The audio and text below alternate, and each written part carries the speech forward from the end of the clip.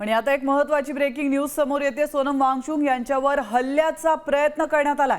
सोनम वांगचुक यांच्यावर हल्ल्याचा प्रयत्न झालेला आहे। आपण पाहतोय जंतर मंतरवर गेल्या 21 दिवसांपासून सोनम वांगचुक यांचं उपोषण सुरू आहे आणि त्यांच्यावर हल्ला झाल्याची माहिती समोर येते।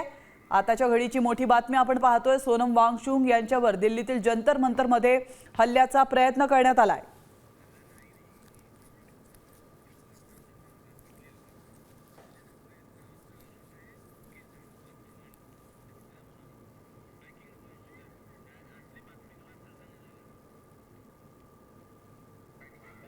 तर आपण पाहतोय सोनम वांगचुक यांच्यावर हल्ल्याचा प्रयत्न झाल्याचा आरोप करण्यात येतोय। जंतर मंतरवर गुंडांकडून वस्तू फेकण्यात आली आहे। अभिजित दिपके यांनी थेट गंभीर आरोप केलेत। वांगचुक सुदैवाने सुरक्षित आहेत,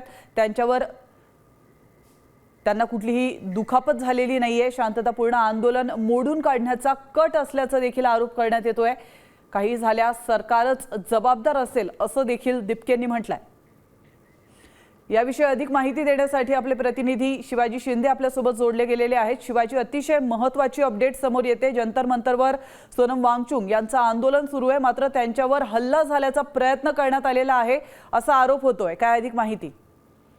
नक्कीच प्राची, हा 20वा दिवस आहे सोनम वांगचुक यांच्या उपोषणात आणि सातत्याने त्यांना मिळणारा प्रतिसाद हा वाढत चाललेला आहे। याच दरम्यान अभिजित दिपके यांनी ट्विट करून जी माहिती दिली आहे ती अत्यंत गंभीर त्याच्याकडे पाहण्याची गरज आहे। सामाजिक कार्यकर्ते सोनम वांगचुक यांच्यावर हल्ल्याचा प्रयत्न केला असल्याचा आरोप अभिजित दिपके यांनी लावलेला आहे।